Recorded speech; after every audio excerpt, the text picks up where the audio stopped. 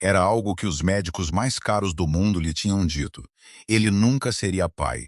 Enterrou essa verdade como se fosse um corpo fundo, em silêncio e para sempre. Era a única ferida que nem o homem mais temido de Nova York conseguia cauterizar com dinheiro ou sangue. Por isso, quando pôs fim à relação com a única mulher que alguma vez amou, disse a si mesmo que era um ato de misericórdia. Disse a si mesmo que a estava a libertar. Nunca lhe contou a verdadeira razão. Foi o seu primeiro erro. O segundo erro foi entrar na escola privada Saint Augustine numa manhã de terça-feira em outubro, quando a luz de outono riscava o passeio, em tons de dourado. E a ver. Ela estava exatamente como se lembrava, os mesmos olhos escuros, a mesma elegância serena, a mesma capacidade de lhe fazer sentir o peito apertado como um punho. Mas ela não estava sozinha. Segurando as mãos dela, vestindo uniformes escolares azuis escuros a combinar, estavam dois meninos pequenos. Dois meninos com o seu maxilar, os seus olhos cinzentos, a sua estrutura óssea, exata e inconfundível. O mais temido chefe da máfia do Nordeste dos Estados Unidos ficou paralisado na calçada de Manhattan. O império inteiro que construíra transformar-se em cinzas no seu peito, porque as crianças que lhe tinham dito que ele nunca poderia ter estavam ali, a uns 3 metros de distância, já com idade suficiente para terem aprendido a andar, a falar e a destruir o seu mundo, sem sequer saberem o seu nome. Se isto já lhe está a acelerar o coração, clique no botão de gosto agora mesmo, subscreva para não perder nenhuma história como esta, e deixe a sua cidade nos comentários. Queremos saber de onde está a assistir. O 54º andar do Ferrara Capitol Building, na Park Avenue, não era um lugar onde os homens levantassem a voz. Não precisavam. Todos os homens sentados à volta da longa mesa de conferências de obsidiana naquela manhã de terça-feira compreendiam, com a clareza particular que vem de testemunhar as consequências em primeira mão, que quanto mais baixo Dominique Ferrara falasse, mais catastrófico seria o resultado para quem quer que tivesse a infelicidade de ser o alvo da sua atenção. Hoje, o alvo era Raymond Colt, o pálido e visivelmente transpirante diretor financeiro do Meridian Shipping Group, uma empresa que, até há aproximadamente 6 semanas, se acreditava ser uma operação independente.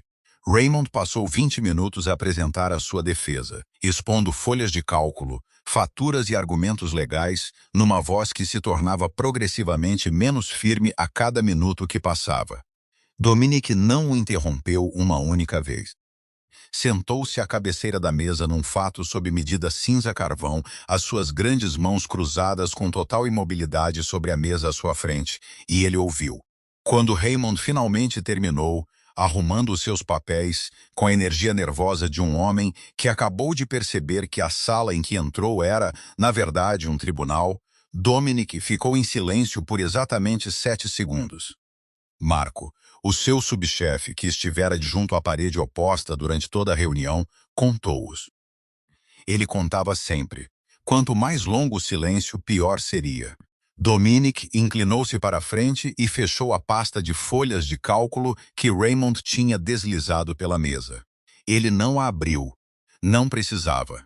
Ele tinha revisto todos os documentos na noite anterior, cruzado cada dado com 3 relatórios forenses independentes, e já sabia precisamente onde a aritmética criativa de Raymond tinha tentado ocultar os 2,3 milhões de euros em taxas portuárias desviadas que pertenciam contratualmente e agora permanentemente ao Ferrara Syndicate.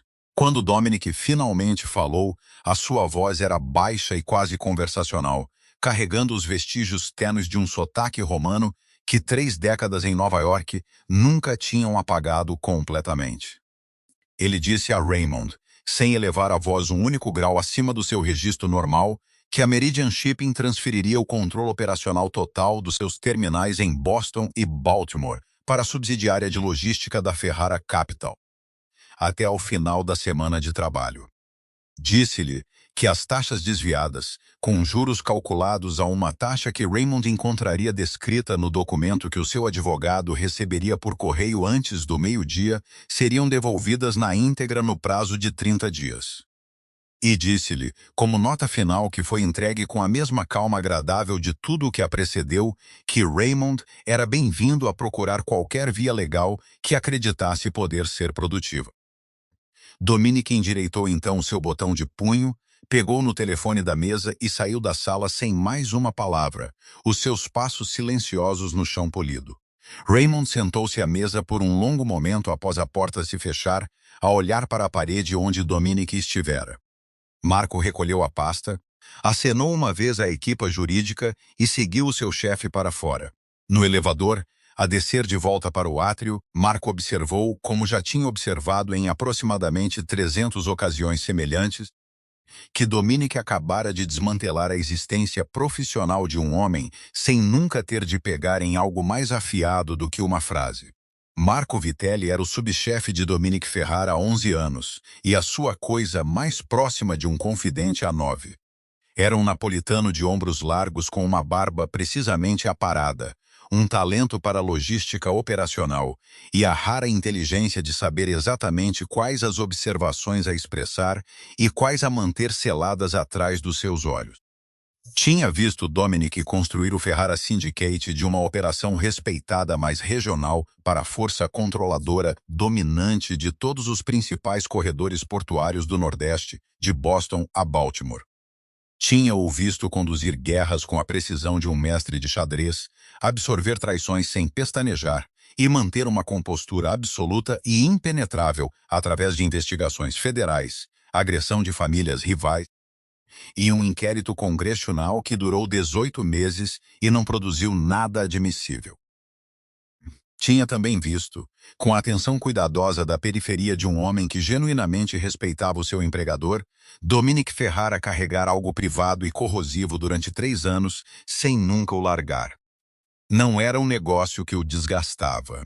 O negócio para Dominic era uma extensão da respiração, necessária, automática e raramente desgastante além da logística. Era outra coisa. Algo que vivia numa gaveta inferior do seu escritório privado, numa pasta Manila que Marco nunca fora convidado a rever, mas cuja existência ele conhecia exatamente há tanto tempo quanto a quietude particular nos olhos de Dominic existia. A quietude tinha chegado há 3 anos, na mesma semana em que Helena Vasquez deixara de ser um nome na agenda de Dominic e se tornara, em vez disso, um nome que ninguém na organização mencionava na sua presença. Não porque alguém tivesse sido explicitamente instruído a não o fazer.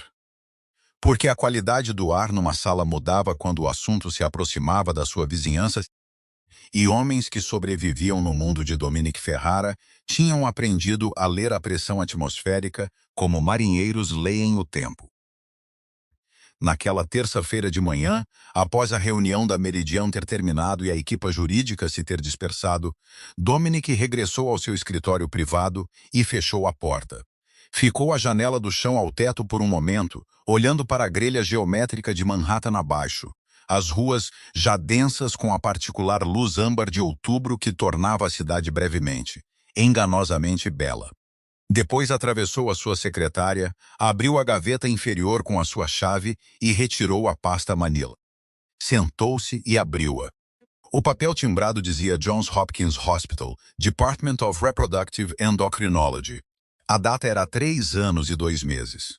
A linguagem do relatório era clínica e precisa, o tipo de prosa que entregava devastação sem desculpa, da maneira que um engenheiro estrutural poderia relatar que a fundação de um edifício estava para além do reparo. 2 assinaturas na última página. 2 dos mais proeminentes especialistas na área. A conclusão na página final tinha 4 frases e era inteiramente inequívoca. Dominic leu-a, como ali aproximadamente uma vez por mês, não porque as palavras alguma vez mudassem, mas porque havia algo nele que precisava de continuar a confirmar a realidade disso, da maneira que um homem com uma ferida crônica precisa de continuar a verificar se ela não curou incorretamente. Fechou a pasta. Trancou a gaveta. Pegou no telefone e respondeu a 14 mensagens. Continuava a sua secretária 1 hora depois, quando Marco bateu 2 vezes e entrou com o briefing da tarde. Entre os itens, discrepâncias de manifestos portuários em Baltimore, uma chamada agendada com o seu contacto bancário de Zurique, a lista de convidados para o almoço beneficente anual da St. Augustine's Academy, que a Ferrara Capital patrocinava anonimamente na ordem de 400 mil euros por ano. Marco mencionou, com a cuidadosa neutralidade de um homem que deixa cair algo na água e observa as ondulações, que a lista de convidados confirmados para o gala incluía vários nomes notáveis da comunidade artística e cultural de Nova York, incluindo, observou, uma Helena Vasquez, recentemente regressada de Milão, que operava atualmente um estúdio de restauro em Tribeca. As mãos de Dominique ficaram imóveis na secretária. A sala estava muito silenciosa. Marco não o olhou diretamente. Após um momento, Dominique disse-lhe que o briefing estava concluído, e Marco saiu sem fazer uma única pergunta de seguimento. Essa era a coisa sobre Marco. Ele sabia sempre quando a conversa tinha terminado. Dominique não regressou à pasta na gaveta.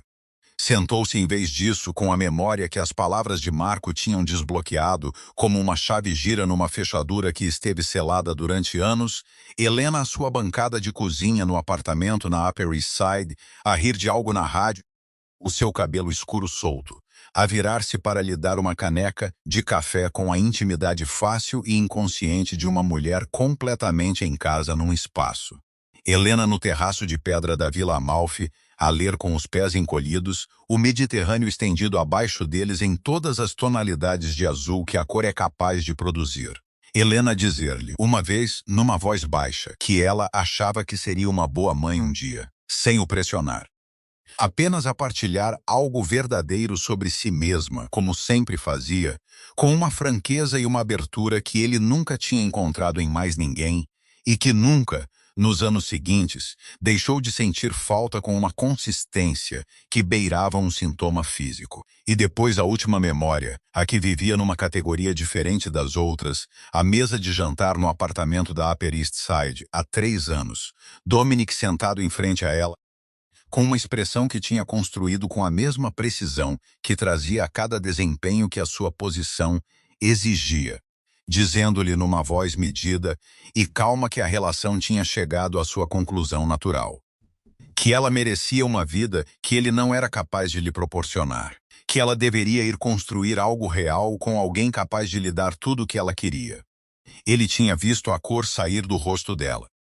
Tinha visto os olhos dela passar por 3 emoções distintas no espaço de 30 segundos: choque, descrença, e finalmente uma compreensão calma e devastadora de que ele não ia reconsiderar. Ela não implorou. Ela não gritou. Ela simplesmente olhou para ele por um longo momento com aqueles olhos escuros que sempre tinham visto mais dele do que era confortável, e então levantou-se, pegou no seu casaco da cadeira ao lado dela, e saiu. Ele não a parou. Sentou-se à mesa de jantar sozinho por muito tempo depois disso, dizendo a si mesmo que o que acabara de fazer era a coisa mais generosa que ele era capaz de fazer. Que uma mulher que queria filhos, que seria extraordinária nisso, que merecia a arquitetura completa de uma família, não deveria passar a vida com um homem que nunca lhe poderia dar isso. Ele disse isto a si mesmo com tanta convicção e repetiu-o tão consistentemente ao longo dos 3 anos seguintes que se calcificou em algo que se assemelhava à paz. Na manhã seguinte, Dominique endireitou a gravata no banco traseiro do seu Rolls-Royce Cullinan blindado, enquanto este se movia pelas ruas âmbar de outubro de Manhattan em direção à St. Augustine's Academy. Era uma aparição de rotina, uma obrigação filantrópica. Ele não tinha motivo para esperar nada em comum. A cidade movia-se à volta do carro na sua maneira familiar e indiferente, e Dominique olhava pela janela escurecida com a expressão composta e atenta de um homem totalmente no controle do seu mundo. Dominique Ferrara tinha passado 3 anos a fazer as pazes com o que nunca poderia ter. Em exatamente 11 minutos, essa paz seria incinerada na calçada de Manhattan, e o homem controlado e intocável em que se transformara começaria a rachar de dentro para fora. O Rolls-Royce Cullinan parou suave e silenciosamente junto ao passeio da West 84th Street, precisamente às 8h47 da manhã.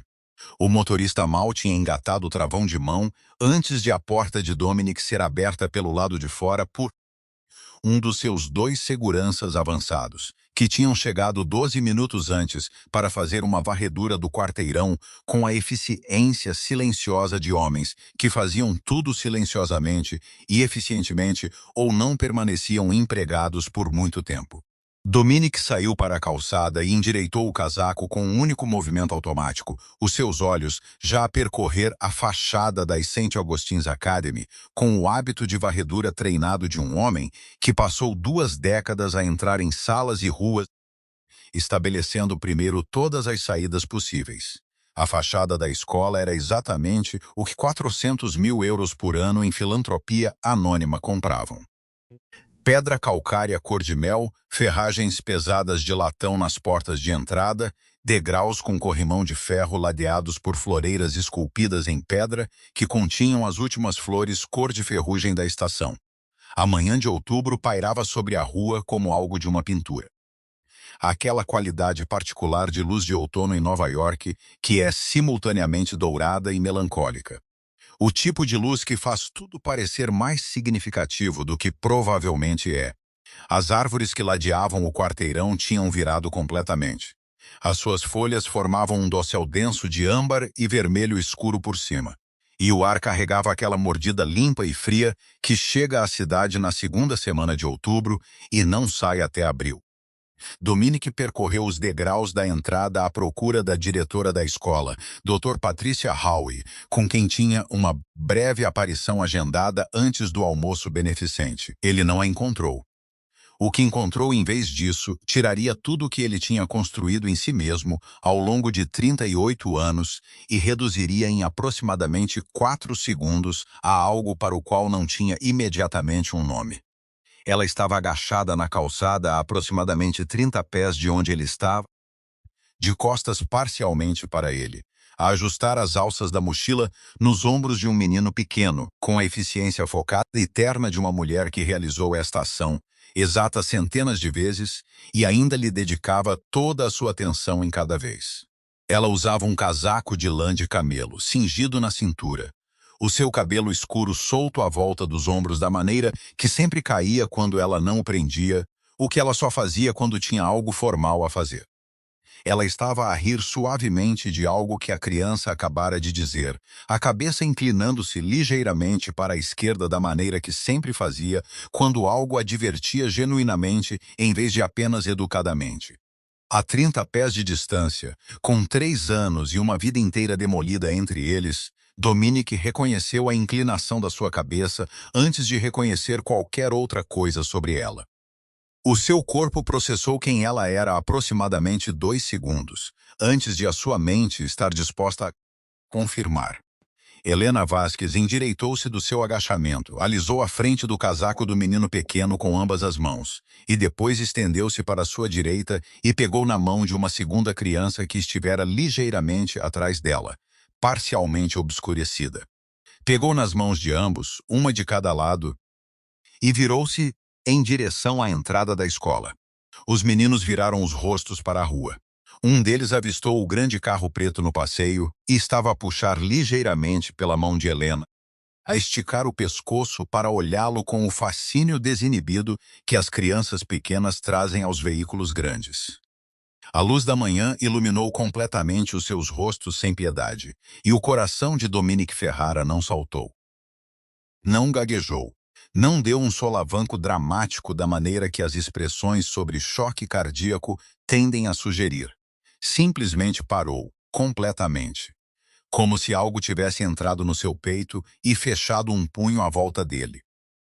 Os meninos eram pequenos, compactos e sólidos na maneira de crianças dessa idade, vestindo uniformes azuis escuros a combinar com camisas brancas visíveis nas gargantas e pequenas mochilas estampadas com um padrão repetido de dinossauros de desenho animado em várias cores.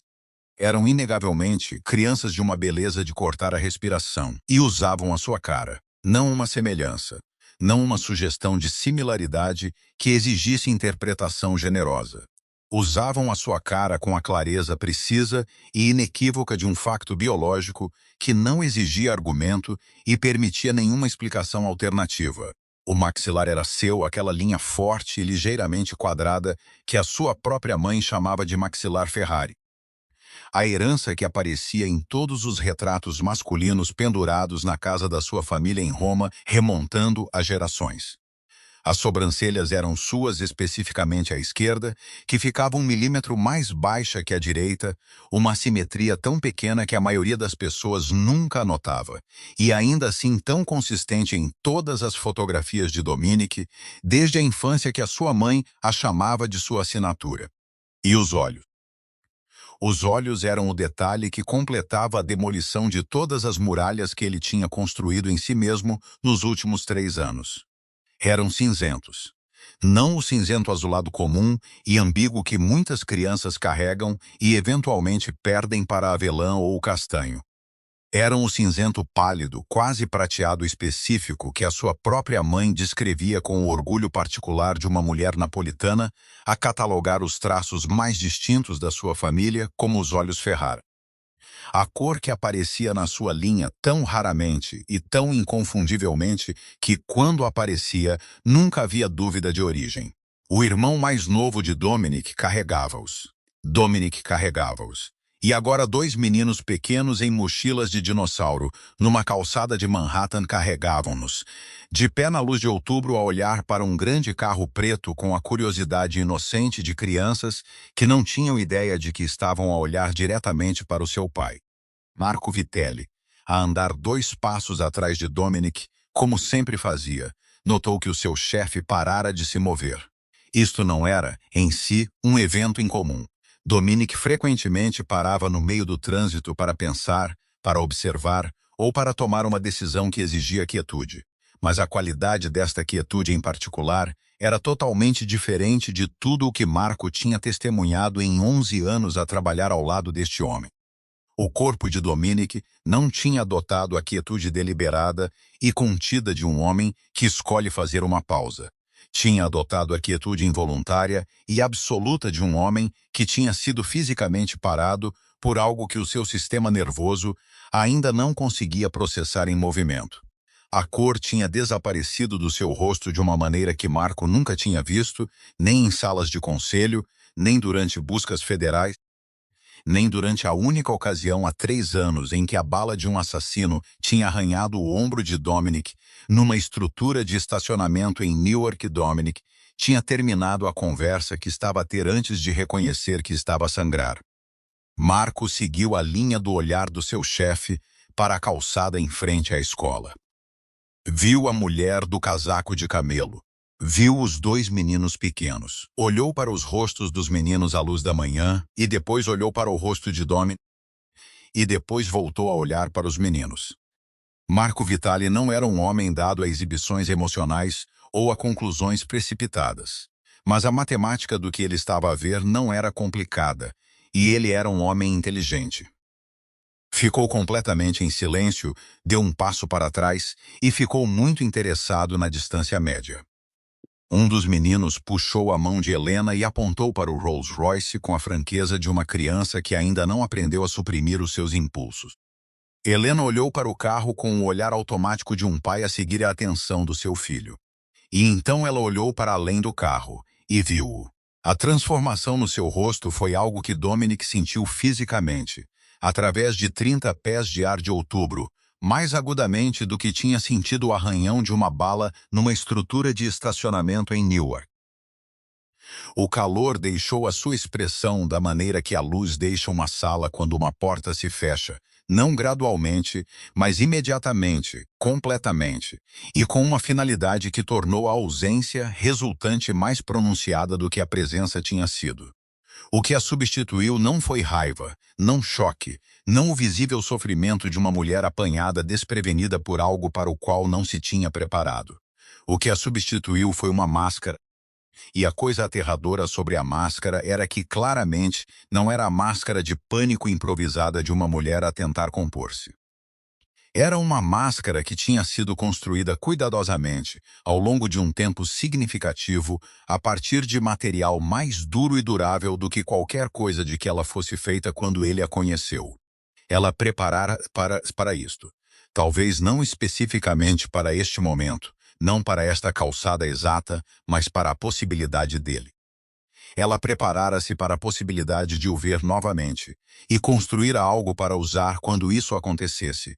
E a existência dessa construção, os 3 anos de trabalho silencioso e privado que representava, atingiu Dominique com um impacto que nenhuma coisa física alguma vez conseguira.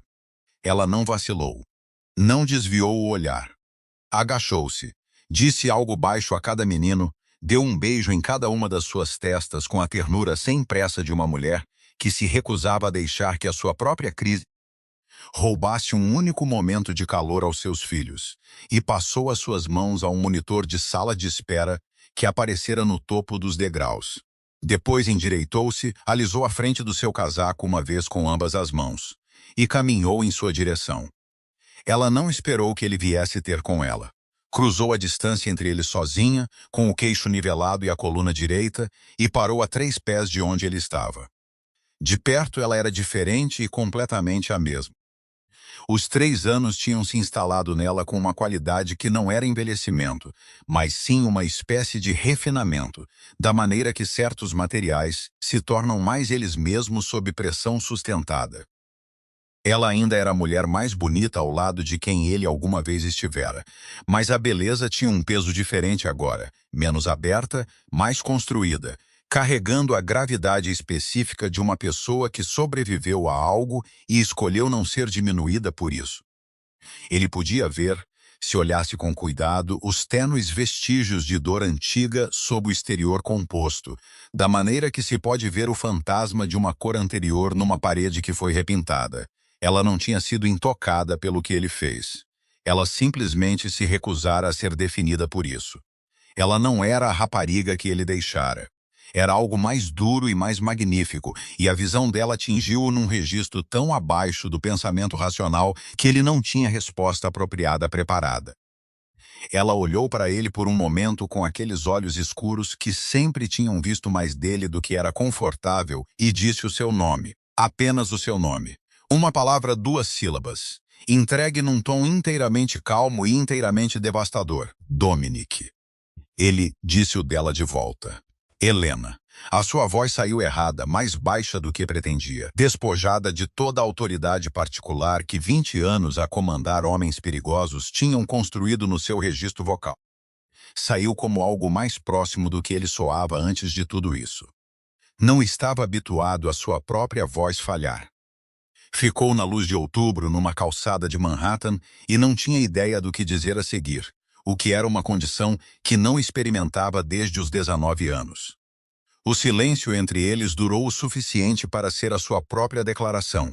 Então, porque só havia uma pergunta a qual o seu corpo inteiro estava orientado, apenas um cálculo que a sua mente estivera a fazer desde o momento em que viu aqueles olhos cinzentos e aqueles rostos pequenos, ele perguntou-a. Manteve a voz o mais baixa e controlada que conseguiu. Quão velhos eles são? O maxilar de Helena apertou-se. Foi a única concessão visível que fez ao facto de a pergunta lhe custar algo. 2 anos e meio, disse ela. Ela manteve o olhar dele enquanto falava e continuou a mantê-lo enquanto a matemática se montava no seu peito com a lentidão e a precisão rangente de placas tectônicas a moverem-se. 2 anos e meio. Ele tinha terminado a relação com Helena há 3 anos e 2 meses. Ela estava grávida. Ela estava a carregar os seus filhos quando ele se sentou em frente a ela à sua mesa de jantar e realizou a sua cuidadosa, cirúrgica e bem-intencionada demolição de tudo o que tinham construído juntos. E ela não lhe tinha dito. Ela levou-se a si e aos seus filhos inconscientes para Milão, construiu uma vida lá com a competência extraordinária e feroz que aparentemente caracterizava tudo o que ela fazia. Regressou a Nova York, estabeleceu uma carreira, criou 2 meninos sozinha através de todos os primeiros momentos que a paternidade contém e ela nunca lhe disse uma única palavra. Ele abriu a boca. Não tinha ideia do que ia sair dela, mas abriu-a porque a alternativa era ficar ali em silêncio enquanto toda a sua compreensão dos últimos 3 anos se reorganizava em algo insuportável. Helena parou-o antes que ele produzisse uma única sílaba. A sua voz permaneceu baixa e inteiramente controlada, Mas por baixo do controlo havia algo que fora comprimido durante 3 anos, sob pressão extraordinária, e a sua contenção era uma força mais poderosa do que qualquer explosão teria sido. Você fez a sua escolha muito claramente, Dominic, disse ela. Você não tem o direito de olhar para eles assim. Ela manteve o olhar dele por mais um segundo, tempo suficiente para garantir que ele tinha recebido todas as palavras com todo o peso pretendido. Depois virou-se, caminhou de volta em direção à entrada da escola, subiu os degraus de pedra e passou pelas pesadas portas de latão, que se fecharam atrás dela com um som que era demasiado baixo para o que representava. Dominique ficou na calçada. A luz de outubro continuou o seu trabalho dourado e indiferente nos edifícios e nas árvores. A cidade moveu-se à sua volta com a sua característica e magnífica indiferença. Marco estava 2 passos atrás dele e não disse nada, porque não havia nada em nenhuma língua que tivesse sido apropriado. Há 3 anos, Dominic Ferrara tinha partido o coração de Helena Vasquez porque acreditava que era a única coisa generosa que lhe restava fazer por ela. De pé naquela calçada, a vê-la afastar-se dele pela segunda vez, ele compreendeu com clareza absoluta e chocante que tinha estado catastroficamente errado sobre tudo. As 48 horas que se seguiram à calçada fora da St. Augustine's Academy foram, por qualquer padrão externo mensurável, completamente irrelevantes. Dominic Ferrara chegava ao seu escritório todas as manhãs à mesma hora. Atendia às suas chamadas. Revia os seus relatórios. Assinava os documentos que exigiam a sua assinatura e delegava os que não. Comia minimamente a sua secretária. Teve uma breve reunião com a equipa jurídica marítima do sindicato sobre a transferência do terminal de Baltimore. Para qualquer um que o observasse de fora da frequência particular necessária para ler Dominic Ferrara com precisão, ele estava a funcionar com a sua característica compostura impenetrável. Marco Vitelli não o observava de fora dessa frequência. Marco passara 11 anos a calibrar-se para o registro certo, e o que ele viu durante essas 48 horas foi um homem a fingir normalidade sobre uma fundação que fora estruturalmente comprometida de uma maneira que nenhuma reparação externa poderia resolver.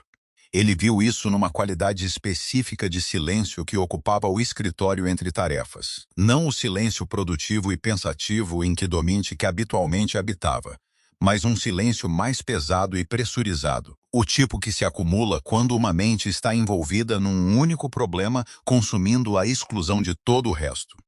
Ele viu isso em 2 reuniões do sindicato que Dominic cancelou, enviando Marco em seu lugar com instruções e autoridade para concluir ambas.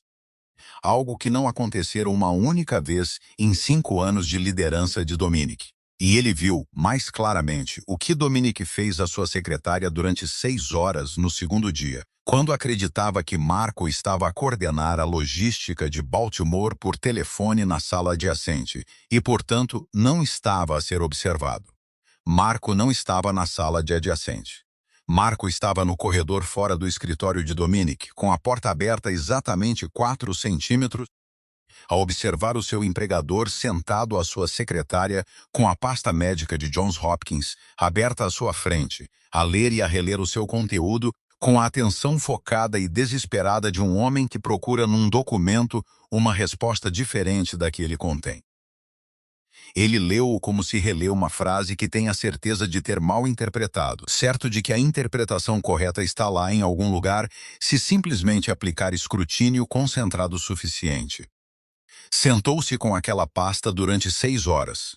Não fez uma única chamada telefônica durante essas 6 horas. Não comeu. Não se moveu da secretária, exceto uma vez para ficar à janela durante aproximadamente 10 minutos com as mãos nos bolsos. E o olhar fixo em algo consideravelmente mais distante do que o horizonte de Manhattan. Depois voltou à secretária e abriu a pasta novamente. Marco voltou silenciosamente à sala adjacente e não mencionou o que tinha visto. Ele, no entanto, começou a fazer as suas próprias investigações silenciosas porque Marco Vitali não tinha sobrevivido 11 anos como subchefe do homem mais implacavelmente estratégico do Nordeste dos Estados Unidos, esperando que lhe dissessem o que era preciso. Na manhã do terceiro dia, uma mulher chegou à entrada privada do penthouse de Dominic, na Park Avenue, às 7h, escoltada por dois dos seus seguranças mais seniores sob condições de confidencialidade absoluta, o que significa que nenhum nome em nenhum registro digital, nenhuma filiação profissional registrada em qualquer lugar no sistema de visitantes do edifício, e um acordo de não divulgação do tipo que acarreta consequências muito além do que qualquer tribunal poderia impor. A doutora Adisa Okafor tinha 51 anos, era nigeriana britânica e detinha nomeações conjuntas no Karolinska Institute em Estocolmo e na Rockefeller University em Nova York. Era, sem debate significativo na comunidade acadêmica relevante, a principal geneticista reprodutiva atualmente a exercer no mundo. Publicou 114 artigos revistos por pares. Foi consultada por 3 chefes de Estado. Cobrava taxas que faziam a equipa de médicos existente de Dominic parecer econômica. Chegou carregando uma pasta de couro estruturada e com uma expressão de compostura profissional que não foi totalmente intimidada pelo penthouse, pelo detalhe de segurança ou pelo homem que a esperava à janela, o que disse imediatamente a Dominic que ela era exatamente quem ele precisava. Ele enviara-lhe o relatório de Johns Hopkins eletronicamente às 2h, 3 dias depois da calçada. Ela lera-o antes de chegar. Dominic deu-lhe o relatório original completo, todos os documentos de apoio e o seu histórico médico completo dos 5 anos anteriores. Trabalhou na sala médica privada do penthouse durante 2 horas, realizando novos testes com o equipamento que a sua equipa tinha enviado à frente na noite anterior, revendo os dados originais com a atenção forense particular de um especialista a avaliar a conclusão de um colega em vez de a aceitar. Quando terminou, sentou-se em frente a ele à mesa de jantar com os seus resultados, arranjados à sua frente em ordem precisa, e entregou as suas descobertas com a clareza direta e sem rodeios de uma mulher que passara 30 anos a dizer às pessoas verdades difíceis, e que há muito concluíra que a franqueza era a única forma de compaixão que realmente servia alguém. Ela disse-lhe que o diagnóstico original tinha sido tecnicamente preciso. Ela disse-lhe isto primeiro, clara e inequivocamente, porque a precisão o exigia. Os 2 médicos de Johns Hopkins que assinaram aquele relatório eram excelentes clínicos a trabalhar com os dados disponíveis na época, e a sua conclusão era razoável, dado o que podiam observar. O que eles não podiam ter previsto, explicou ela, era a etiologia específica da sua condição. Os testes que ela realizara naquela manhã, cruzados com o cronograma do seu histórico médico e 2 marcadores genéticos, que não tinham feito parte do rastreio original, indicavam que a sua infertilidade no momento do diagnóstico resultara de um evento autoimune grave. O corpo em condições de estresse extremo e prolongado, voltando certos processos regulatórios contra si mesmo com uma precisão e completude que imitavam danos permanentes. Os médicos originais viram o resultado e descreveram-no corretamente. O que eles não tinham identificado era a causa, e a causa importava enormemente. Porque eventos autoimunes deste tipo específico, numa percentagem muito pequena de casos, ela fez uma pausa aqui, não para efeito dramático, mas porque a precisão exigia a pausa. Resolvem-se. Parcialmente, por vezes substancialmente, dentro de 18 a 24 meses após a remoção do fator desencadeante. O prognóstico original de permanência fora a conclusão medicamente responsável com base no que era conhecido. No caso específico de Dominic, estava errado. Ele recebera uma sentença permanente para uma condição temporária. Ele estava a viver há 3 anos dentro de uma mentira contada a ele não por qualquer pessoa com intenção maliciosa, mas pelos limites do que a medicina podia ver na época, o que era, de certa forma, pior do que ser deliberadamente enganado, porque o deixava sem ninguém a culpar exceto a máquina impossível e indiferente da realidade biológica. A doutora Okafor recolheu os seus materiais, disse-lhe que a sua equipa enviaria o relatório escrito completo através do canal seguro em 24 horas e saiu com a mesma profissionalismo composto com que chegara. O penthouse estava muito silencioso depois de a porta se fechar atrás dela.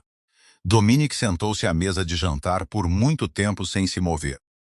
A luz da manhã tinha mudado enquanto ela esteve lá, passando do cinzento frio e inicial das 7:00 para a luz mais cheia e quente de meio da manhã, e caía sobre a mesa num ângulo que iluminava os veios da madeira de uma maneira que Dominic se encontrou a olhar sem ver. Ele não estava a olhar para a mesa. Ele estava a olhar para a arquitetura dos últimos 3 anos, como esta fora de forma abrangente e irreversível reestruturada por uma mulher com uma pasta de couro e 114 artigos, revistos por pares. Ele terminara a relação com Helena Vasquez porque 3 médicos lhe disseram que ele nunca poderia ter filhos. E Helena falara abertamente de querer uma família. E ele decidira, sozinho, na arrogância particular de um homem habituado a tomar decisões unilaterais sobre as circunstâncias de outras pessoas em nome de as proteger, que a coisa misericordiosa era remover-se antes que ela desperdiçasse mais da sua vida num futuro que ele não podia proporcionar. Ele disse a si mesmo que era sacrifício. Ele disse a si mesmo que era amor expresso como disciplina, como restrição, como a vontade de absorver o custo de uma decisão difícil para que alguém de quem ele gostava não tivesse de o fazer. Ele vestir um ato catastrófico de arrogância unilateral com o manto da nobreza e depois usara esse manto durante 3 anos sem nunca examinar o tecido por baixo. Ele não fizera um sacrifício nobre. Ele cometera um erro catastrófico e irreversível, e depois passara 3 anos a chamar-lhe outra coisa.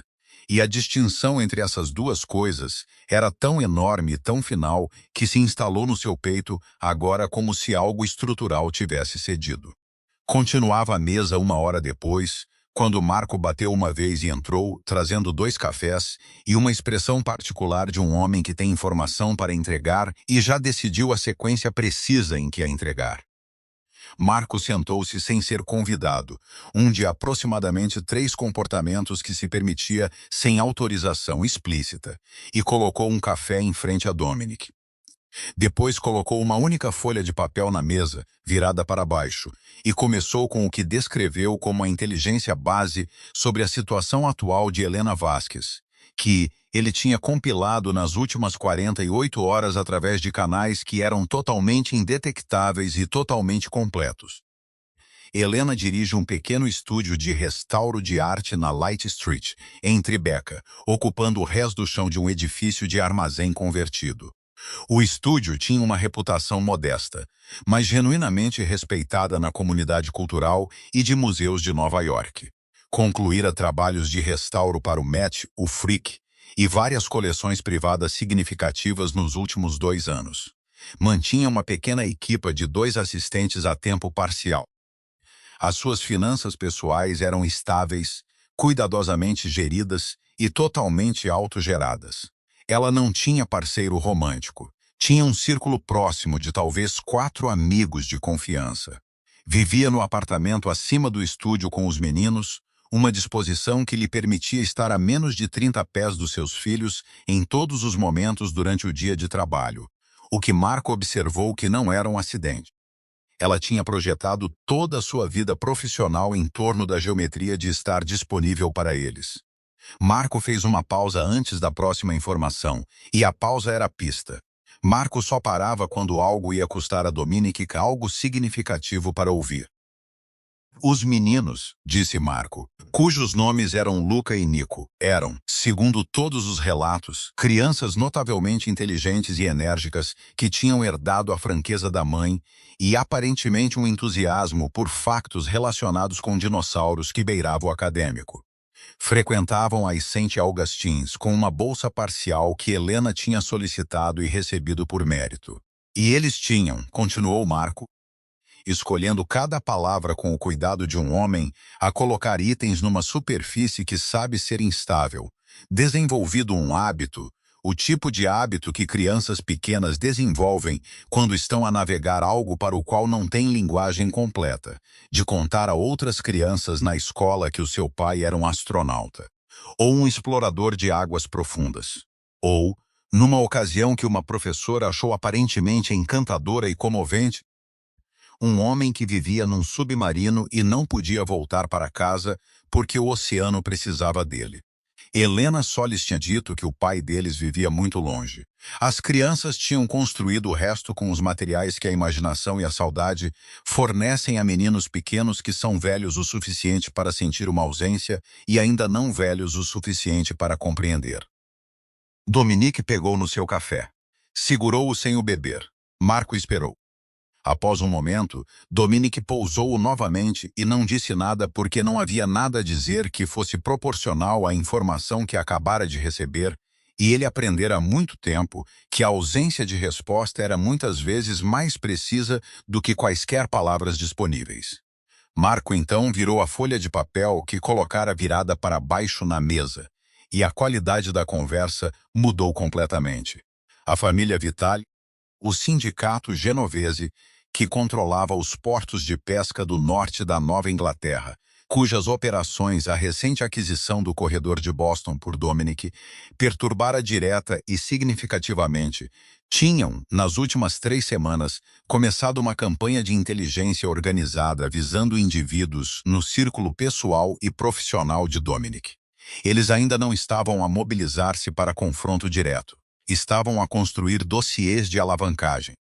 Estavam a fotografar, a documentar e a cruzar dados de qualquer pessoa conectada a Dominique que pudesse representar um ponto de pressão. Um operativo de vigilância Vitali fora identificado positivamente em fotografias tiradas fora da St. Augustine's Academy na segunda-feira de manhã, o dia antes da própria aparição de Dominique lá. O operativo ainda não fizera qualquer ligação entre Helena e Dominique. A escola estava numa lista de instituições associadas ao portfólio de filantropia da Ferrara Capital, e a vigilância nesta fase parecia ser ampla em vez de direcionada. Mas a vigilância ampla tinha uma tendência a tornar-se direcionada, observou Marco baixinho, particularmente quando o assunto dessa vigilância era tão visualmente distinto como 2 meninos pequenos que carregavam o rosto de uma família específica nos olhos cinzentos de uma família específica. Eles ainda não sabiam. Mas a distância entre não saber e saber estava a diminuir, e no mundo de Dominique, o espaço entre esses 2 pontos era onde as coisas mais perigosas aconteciam. Dominique levantou-se da mesa. Abotoou o botão do meio do seu casaco com uma mão, um hábito que Marco reconheceu como gesto físico que acompanhava uma decisão a ser finalizada em vez de ainda a formar-se. Disse a Marco para tirar 4 dos seus homens de segurança mais confiáveis das suas rotações atuais e colocá-los em roupa civil à volta do edifício de Helena na Lake Street e à volta das St. Augustine School até às 6h da manhã seguinte. Disse a Marco que o operativo de vigilância Vitali fotografado fora da escola deveria ser identificado, rastreado e discretamente removido da sua capacidade operacional através de qualquer método que fosse mais limpo e deixasse o menor resíduo administrativo. E disse a Marco que ele iria a Tribeca naquela noite, sozinho, exceto pelo seu motorista, para o estúdio de Helena. Não para negociar, não para alavancar nada. Não para empregar nenhum dos mecanismos que 20 anos a gerir um império lhe tinham dado para compelir situações a resolverem-se na sua direção preferida. Ele ia ir e contar a verdade.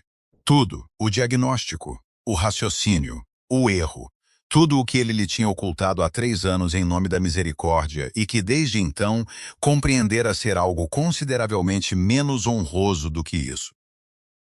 Marco acenou uma vez, não fez perguntas, e levantou-se para sair. À porta, fez uma pausa com a mão no batente e disse, sem se virar, que Luca era, segundo relatos, o mais extrovertido dos 2 e que Nico era o quieto que via tudo. Disse-o da maneira que dizia tudo o que era significativo, como se fosse simplesmente informação, simplesmente logística, simplesmente o tipo de detalhe que um homem precisa de ter. Depois saiu. Dominique ficou no penthouse sozinho à luz de meio da manhã, com a compreensão a assentar completamente nele de que durante 3 anos ele acreditou que o seu maior ato de amor fora afastar-se. Agora compreendia que a coisa mais aterradora que alguma vez enfrentara não fora um dom rival, uma acusação federal ou o tiro de um assassino. Fora o olhar no rosto do seu próprio filho, enquanto a criança olhava para um estranho numa calçada e sentia, daquela maneira silenciosa que as crianças têm, que algo enorme estava mesmo à sua frente. Esta história está apenas a começar e já está a partir corações. Se está fisgado, clique em subscrever agora e deixe a sua cidade nos comentários abaixo. Lemos todos eles. Ele não ligou antes. Não enviou Marco com uma mensagem ou um advogado com uma carta ou qualquer um dos dezenas de mecanismos intermediários que a arquitetura da sua posição lhe tornava disponíveis para gerir situações difíceis a uma distância confortável. Veio ele próprio às 19h15, após confirmar através de Marco que a ama tinha chegado ao apartamento de Helena às 18h30 e que os meninos estariam, a essa hora, na cama. Usava um simples camisola de cachemira escura, calças escuras e o seu relógio. Nada mais que sinalizasse o que ele era, nada adaptado para projetar autoridade ou desviar vulnerabilidade. Levava apenas a pasta Manila. Disse ao motorista para estacionar a 2 quarteirões de distância e caminhou a distância restante pela noite fresca de Tribeca, sozinho, o que foi ou a coisa mais corajosa ou a mais imprudente que fizera em 20 anos, dependendo inteiramente de como a próxima hora se resolvesse. O estúdio ocupava o resto do chão de um armazém convertido na Light Street, a sua entrada marcada por uma modesta placa de latão gravada com o nome Vasquez Restoration numa fonte limpa e sem adornos. Luz quente brilhava através das altas janelas industriais. Ele bateu 2 vezes. Houve uma pausa longa o suficiente para lhe dizer que ela o tinha visto através do vidro ao lado da porta e estava a tomar uma decisão. Então a fechadura virou. Helena abriu a porta e olhou para ele. A compostura que ela trazia desde a calçada, aquela máscara cuidadosamente construída e precisamente mantida, rachou ligeiramente nas bordas, e ele compreendeu por quê. Ela preparara-se para Dominic Ferrara num fato, blindado com os adornos do seu império, e o que estava à sua porta em vez disso era algo mais próximo do homem por quem se apaixonara primeiro, despojado de tudo o que ele usava para manter o mundo à distância correta. A rachadura selou-se em menos de 2 segundos. 5 minutos, disse ela e abriu a porta. O estúdio estava quente e cheirava a óleo de linhaça, verniz velho e o particular cheiro seco e mineral de tela envelhecida. 3 grandes pinturas em vários estágios de restauro ocupavam cavaletes ao longo da parede do fundo, as suas superfícies iluminadas por lâmpadas de luz diurna, ajustáveis posicionadas com a precisão de uma mulher que compreendia que a forma como se ilumina uma coisa danificada determina se consegue ver o que precisa de ser salvo. Pequenos frascos de vidro de pigmento e solvente estavam arranjados em prateleiras com uma ordem meticulosa que contrastava completamente com a natureza criativa do trabalho que serviam. Pincéis delicados jaziam em filas graduadas numa longa mesa de trabalho, organizados por tamanho e tipo de cerdas, cada um limpo. A sala era o espaço de trabalho de uma mulher que passara 3 anos a reconstruir o seu mundo, uma ação cuidadosa e disciplinada de cada vez que canalizara toda a sua força do que tinha sobrevivido para o trabalho de salvar coisas que tinham sido danificadas pelo tempo, negligência ou catástrofe. Dominic absorveu a sala num único olhar e compreendeu tudo. Sentou-se à mesa de trabalho em frente a ela, colocou a pasta na superfície entre eles e contou-lhe tudo. Contou-lhe sobre o diagnóstico na exata linguagem clínica que os médicos tinham usado porque ela merecia precisão em vez da sua versão editada. Contou-lhe sobre as 2 assinaturas no relatório de Johns Hopkins, a finalidade do prognóstico, a linguagem médica específica que se traduzira na sua mente numa sentença para a qual ele não tinha mecanismo de apelo.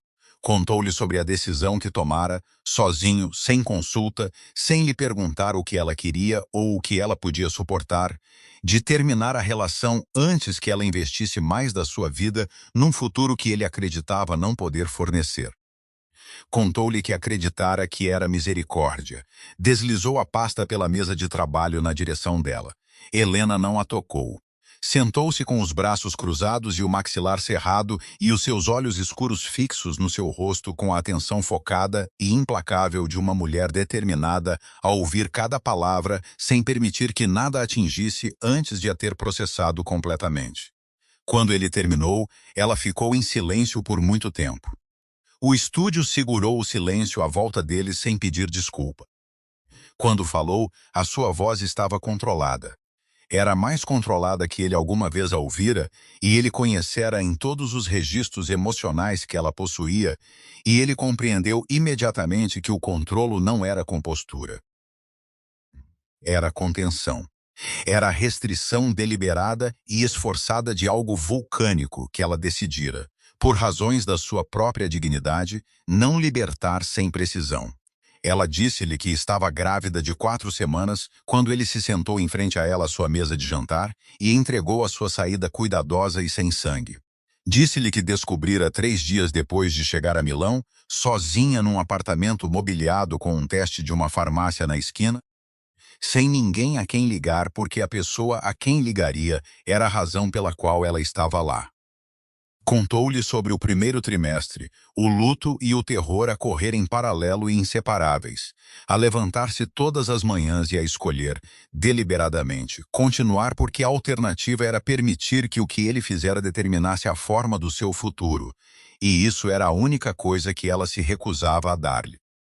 Contou-lhe sobre o trabalho em contratos de restauro com horários malucos, sobre aprender a dobrar um carrinho de bebê com uma mão enquanto segurava uma chamada telefônica com um curador de museu com a outra, sobre sobreviver às suas febres sozinha às 2 da manhã com nada além do seu próprio julgamento e do que a linha de apoio pediátrico podia oferecer, sobre assistir aos seus primeiros passos sem uma única pessoa ao seu lado que compreendesse o que lhe custava ter construído algo tão magnífico inteiramente sem ele. Ela disse-lhe que a decisão dele de fazer a escolha dela por ela, de determinar unilateralmente o que ela podia suportar, do que ela deveria ser protegida, foi o mais profundo desrespeito que alguma vez lhe fora demonstrado por outro ser humano. Não porque ele tivesse partido, ela sobrevivera à partida dele, mas porque ele olhara para ela, uma mulher que enfrentara todas as coisas difíceis na sua vida com olhos claros e a sua capacidade total, e decidira que ela precisava de ser gerida em vez de confiada. Ela não era uma coisa frágil a necessitar de manuseamento cuidadoso. Era uma mulher que merecia a verdade, e ele roubara-lhe em nome de amar, e essas duas coisas não podiam coexistir, por mais generosas que as suas intenções tivessem sido. O estúdio estava muito silencioso quando ela terminou. Dominique manteve o seu olhar e não desviou, porque ela merecia isso dele, no mínimo. Então contou-lhe sobre a doutora Okafor. Contou-lhe sobre o evento autoimune, a natureza temporária do que os médicos originais tinham diagnosticado como permanente, os novos testes e os seus resultados. Contou-lhe, na mesma linguagem precisa que usara para o resto, que o sacrifício que fizera fora construído sobre informação incorreta, que o prognóstico tinha estado errado, que os 3 anos e tudo o que continham fora construído sobre uma fundação que não se aguentava. Helena olhou para ele por um longo momento depois de ele terminar. A sua expressão passou por algo complexo e privado que ele não tinha o direito de interpretar. Então ela riu. Foi um único som, agudo e totalmente sem humor, o tipo de som que carrega mais devastação do que chorar porque já passou pelo luto e saiu do outro lado para algo mais frio. Então você destruiu-nos por nada, disse ela. Não uma pergunta, um veredito. Dominique não tinha resposta adequada. Não disse nada, que foi a única resposta honesta disponível para ele. Após um momento, perguntou-lhe baixinho por que escolher os nomes Luca e Nico. O maxilar de Helena partiu-se então, não totalmente, não catastroficamente, mas genuinamente, da maneira que as coisas mais cuidadosamente mantidas se partem quando uma pressão específica encontra o ponto exato.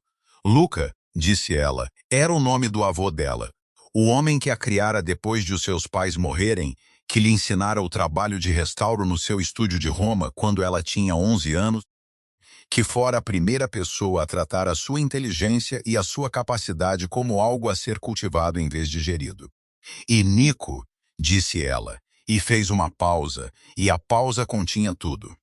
Nico era o nome que Dominic dissera apenas uma vez na sua presença, no terraço Amalfi, numa noite em que a sua guarda estava baixa da maneira que só estava com ela, quando ele lhe contara sobre o seu irmão mais novo que morrera aos 19 anos num acidente de carro perto de Nápoles, e como a perda tinha rearranjado tudo nele que veio depois. Ela nunca mais mencionara isso porque entendia que era algo que ele lhe dera num momento raro e desarmado, e ela não tinha intenção de o usar descuidadamente.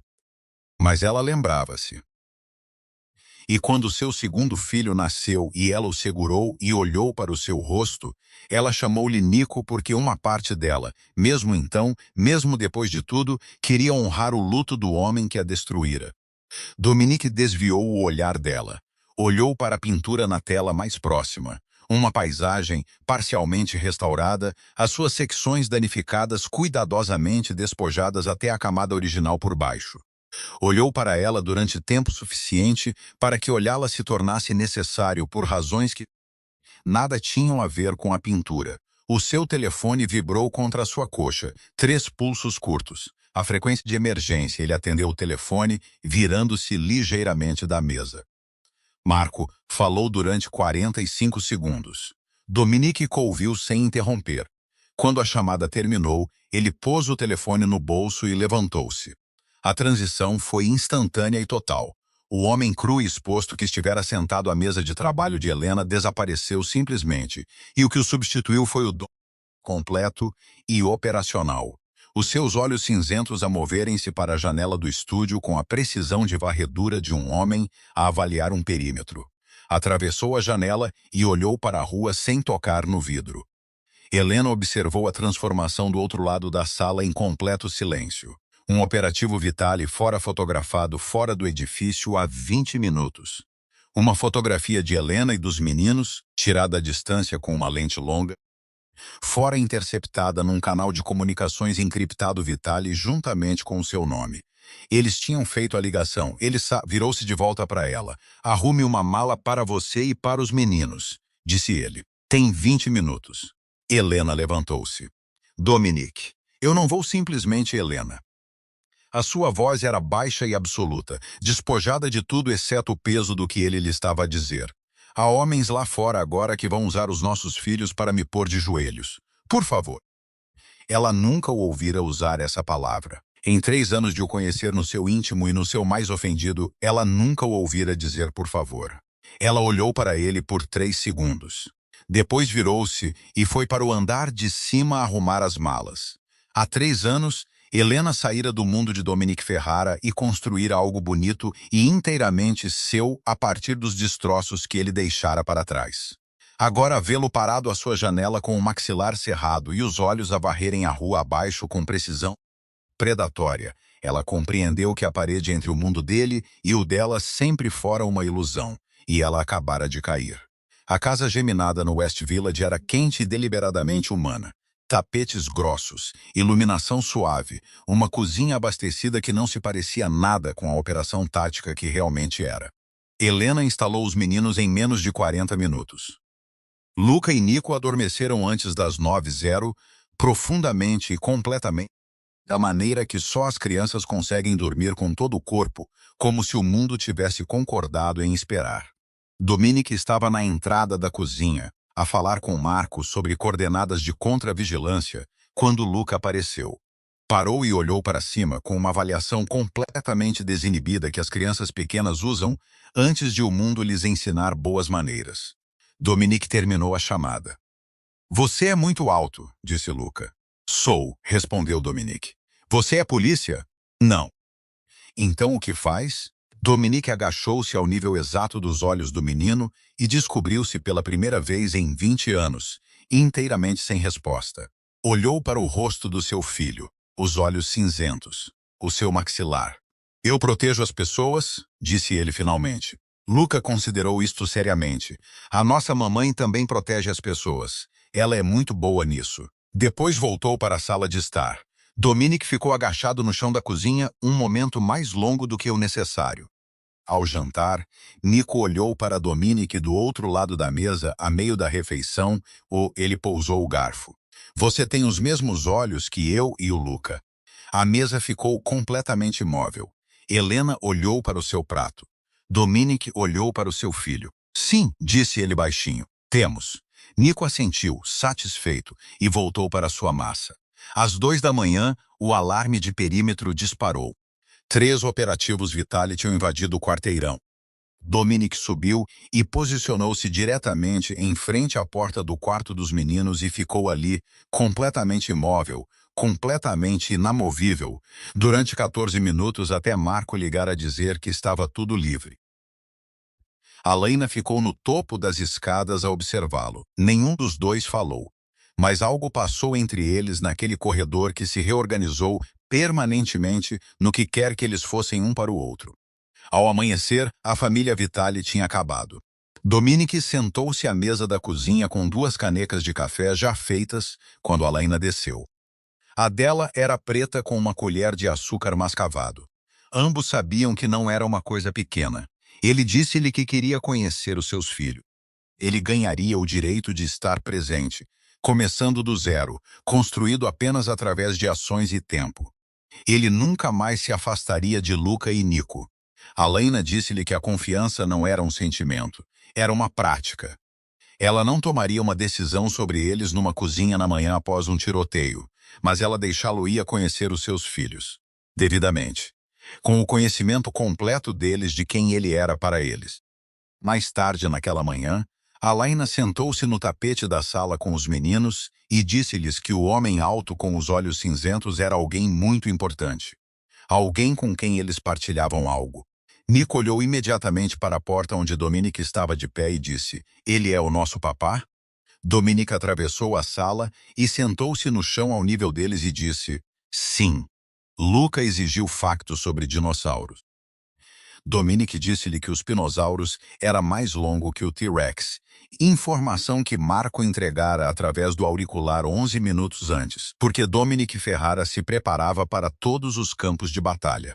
Nico simplesmente subiu para o seu colo, enfiou a cabeça debaixo do seu queixo e ficou imóvel. Os braços de Dominic fecharam-se à volta dele com a reverência de um homem a segurar algo tão precioso que o medo e o amor eram inteiramente indistinguíveis. Helena observou da porta. Ela não o perdoou. O perdão era um caminho mais longo do que uma manhã, mas permitiu-se pela primeira vez em 3 anos acreditar que o que estava quebrado poderia valer o trabalho de restauro.